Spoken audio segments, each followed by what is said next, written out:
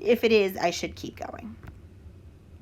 All right, so in order to fact an expression completely, first and foremost, you always do the GCF.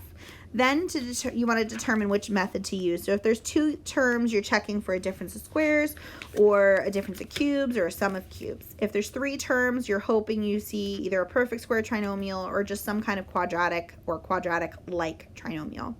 And then lastly, if there's four terms, you're going to use grouping. All right, so let's take a look at this first one. We have 2x to the fourth minus 8x squared. We're going to take out a GCF. We see 2x squared is the GCF.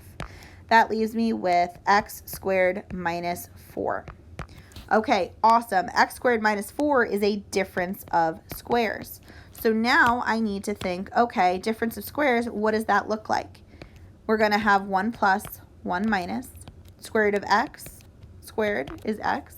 And the square root of 4 is 2. Okay. Same concept in B. We are going to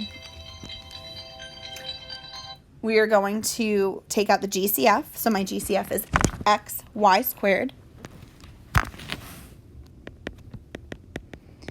When I do that, I'm left with x to the fourth minus y to the fourth.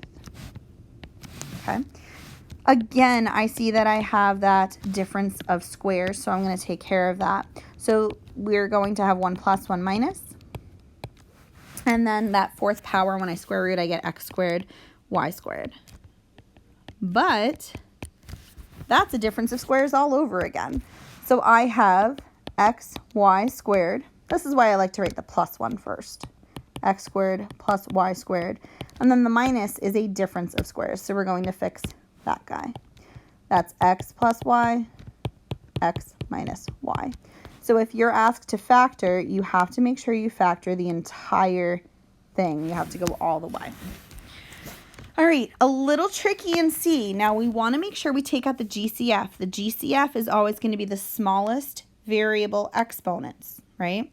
So we see the 3, that's no big deal. The 3 is pretty easy to take out. What's the smallest exponent here, though?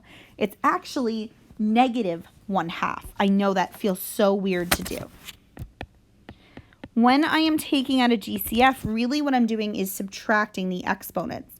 So here I'm going to say 3/2 minus -1/2, which is actually going to give me a 2 as my exponent.